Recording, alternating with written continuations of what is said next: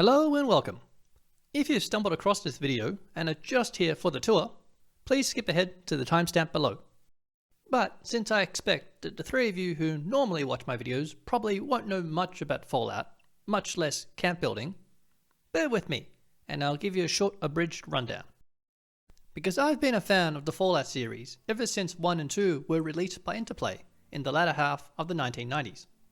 Back in its original inception, even though it was a 2D isometric turn-based role-playing game, its gameplay, open narrative, and distinctive futuristic setting left me with quite a strong impression.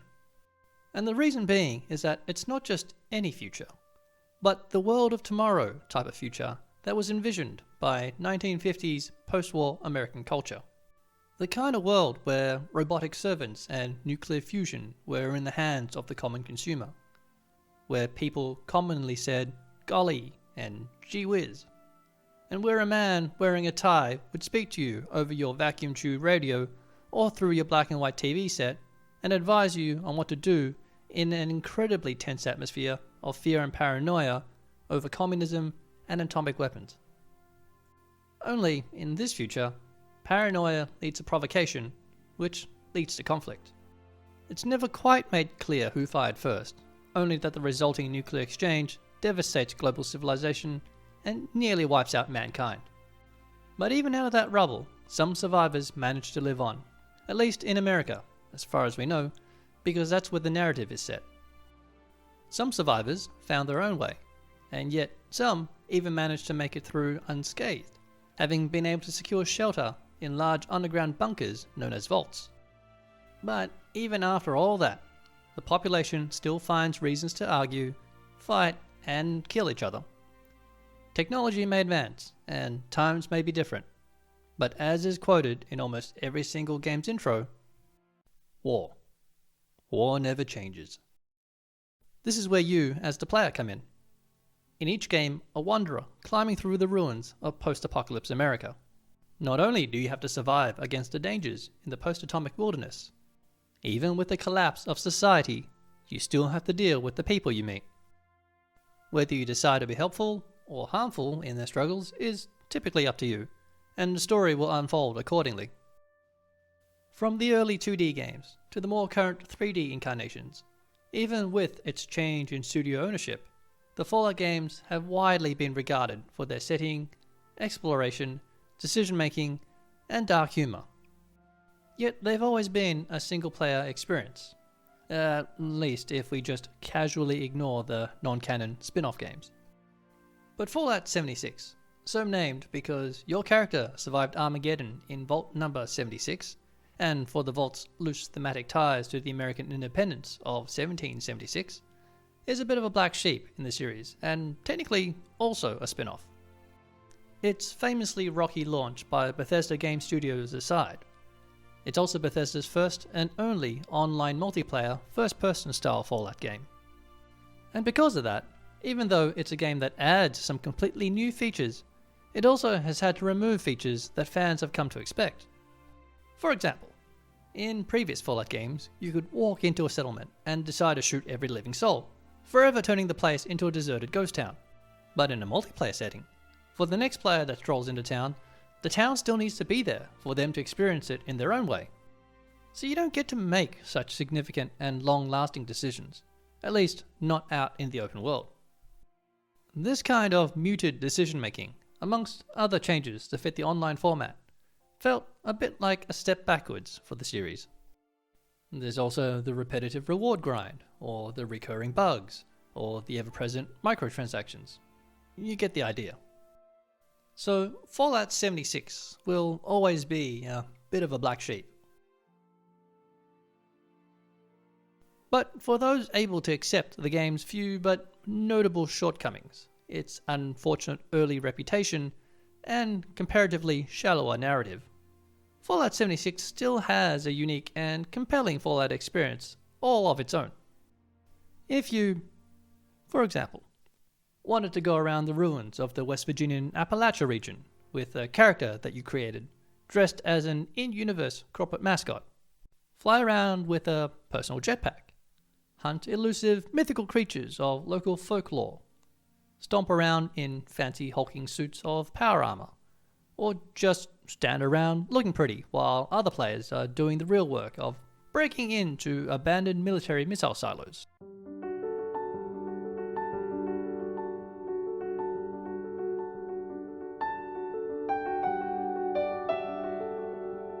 You could.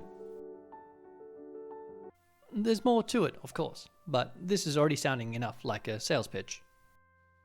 What I find myself drawn to, as much as the combat or the multiplayer antics in this game, is the camp building feature. One of the few ways to leave a mark of your own on the world, at least while you're logged in. The way it works is similar to how settlement building worked in Fallout 4, but with a couple of changes. For starters, you can set up a camp almost anywhere you want, with some restrictions to prevent obstructing other players. Or there's also auxiliary, individually instanced, dedicated build spaces to build in, that anyone can visit. But unfortunately, you can no longer drop items from your inventory for decoration, and everything must be built. In any event, the general rhythm is the same. After selecting a suitable build site, you just place down some foundations, snap on some walls and roofs, drop in some furnishings, and then hook up some power. Mercifully, plumbing and gas connections are not a concern. There's also prefab structures, big and small, for simpler construction, if you don't mind something that looks a bit more cookie cutter. So, even though you're not exactly hammering in one nail at a time, for the most part, you still have to assemble everything piece by piece, and the number of pieces is limited by a fixed camp budget. Apart from some of the build items being difficult to obtain, it's all really very simple, or at least the basics are. But the problem is, if you stick to the basics, you'll end up with a camp that's a bit basic. A bit like some of my earlier attempts that I used to be so proud of. Fortunately, because camp building is relatively popular, there are numerous creators who are quite adept and are more than keen to share their amazing techniques and ideas, which are perfect for drawing inspiration from. So, with the help of so much generous research material, and with a bit more practice, I've made this. And also, this.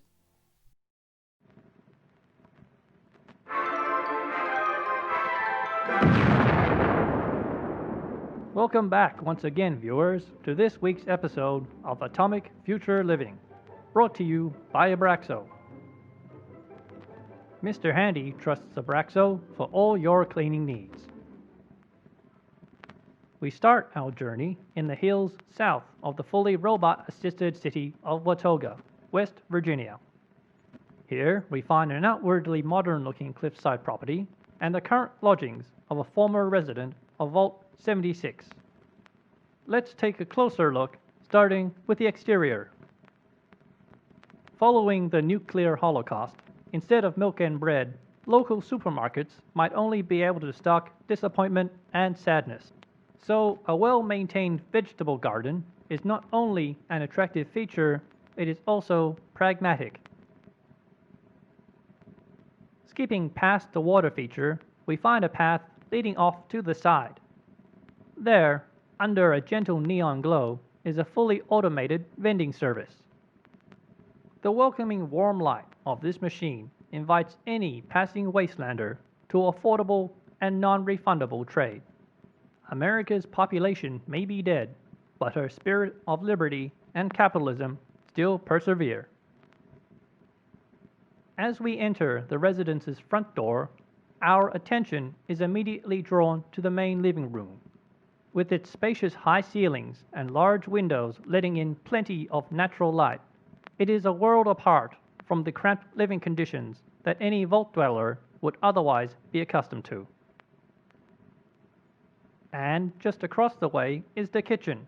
At first glance, a compact space with only a minimum of domestic appliances.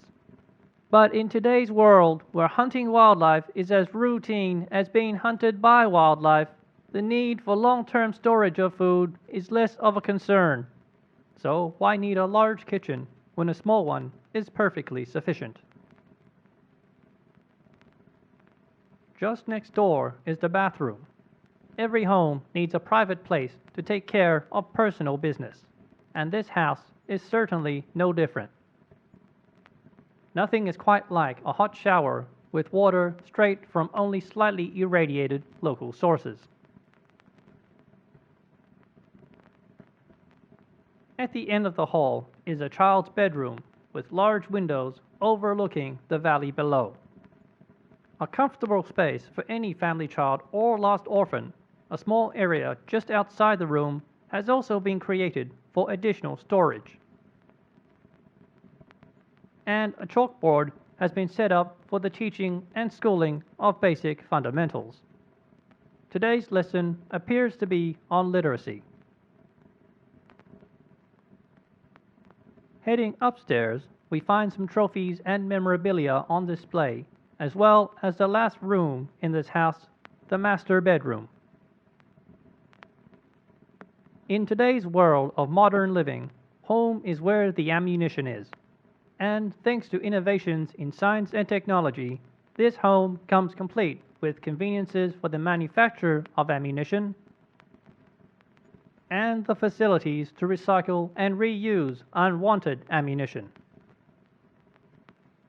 A convenient workspace in the corner allows for the handcrafting of rounds that are more bespoke in nature should the need arise.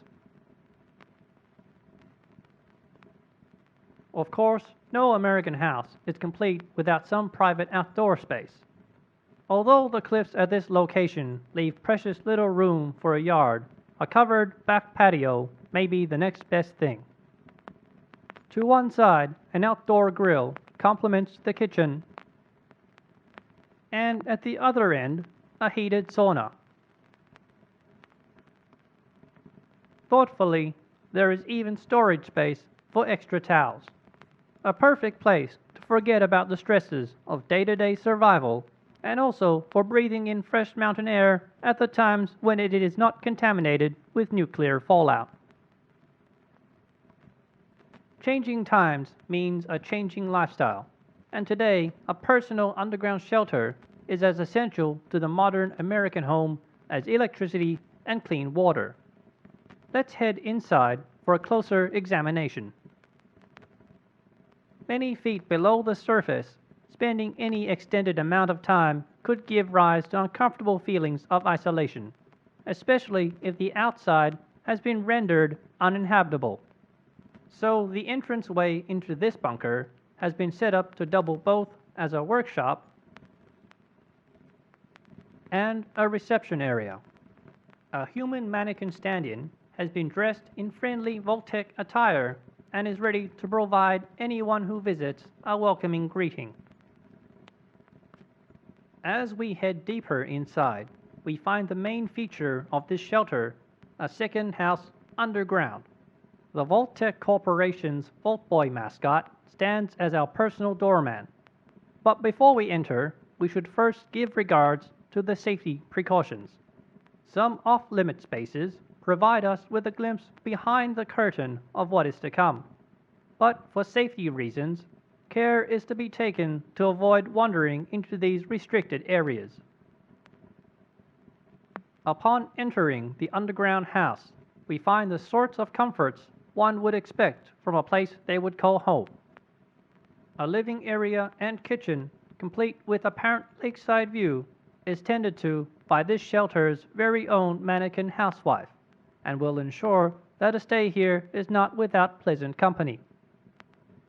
Behind her, the family's youngster stands, eager to make polite conversation and to share his collection of Nuka-Cola memorabilia. As with any long-term lodging, this shelter is complete with all the same amenities as above ground, such as a bathroom and a cozy bedroom.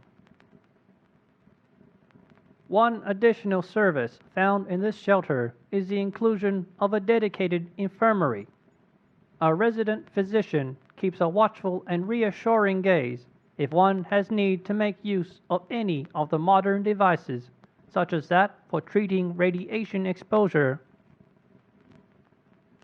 and for automatically administering treatment for any illness or diseases that might be contracted out in the nuclear ruins.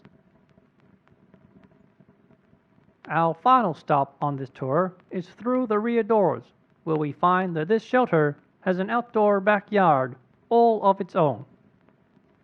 Although there is no hot tub down here, and only outdoors in a relative sense, the man of the house still awaits here to invite us to an old-fashioned family backyard barbecue in the shade of an ornately trimmed hedge. With industrial lights in the corners and ample track lighting in the ceiling, even underground, it's always sunny in America. Whether it's orphans, radiation sickness, or complete nuclear annihilation, the modern American home needs to keep up with the changing times. For more in-depth tours of homes that are rebuilding this nation, tune in again next time on Atomic Future Living.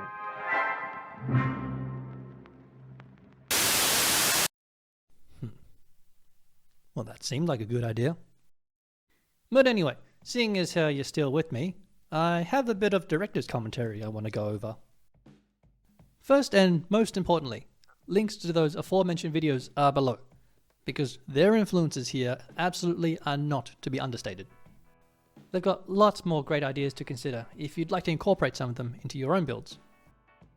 There's a few camp items I wish I could have used. Little unfortunate, but you can only work with what you've got.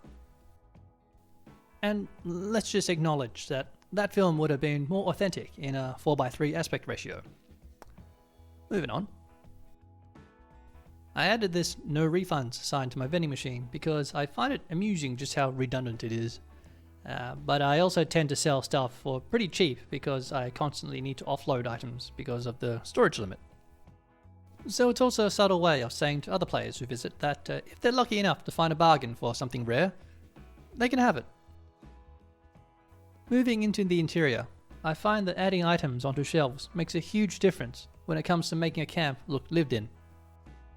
Which is easy to do for display cabinets, which have that functionality built in. But with the way the camp system works, it's a bit of a faff to do with regular shelves. Though it's great that there's unofficial ways around that. And I'm always appreciative of other people's camps I see who have had the patience to use that same technique. The child room is something I tend to add to my camp builds, considering how many plushies, toys, and child-themed objects are available. Now, normally the common sensibility is that you pick your room's decor to suit your child. But this being Fallout 76, I picked the child to suit my room's decor. But even still, I quite like Daphne's vibe. I just solved a very tough case recently. The case of the cold feet. Using my detective skills, I found the culprit. It wasn't shaky nerves, but a hole in my sock. Then, using my magical sewing wand, I patched the hole up. Case and socks closed. I acquired the chalk lettering very late into my camp build, and by then I only had the budget left to add 4 letters. And why, though, was the most deep and philosophical thing I could think of writing. I could maybe rearrange my camp a bit to free up some more letters, and maybe free up a question mark. Could. Oh, by the way, if it wasn't already obvious, all this is just an excuse to show off this build a bit in full Technicolor.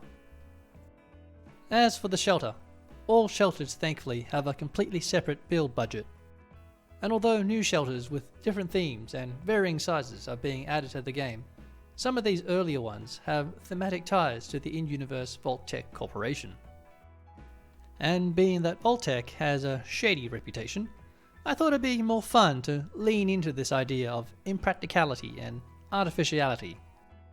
So that's why I've deliberately not restricted the peek behind the curtain, so to speak. The bedroom is small and super cramped, the house is populated with creepy mannequins, and there's some subtle propaganda staring at you in the face every time you sit down to watch your favorite TV reruns.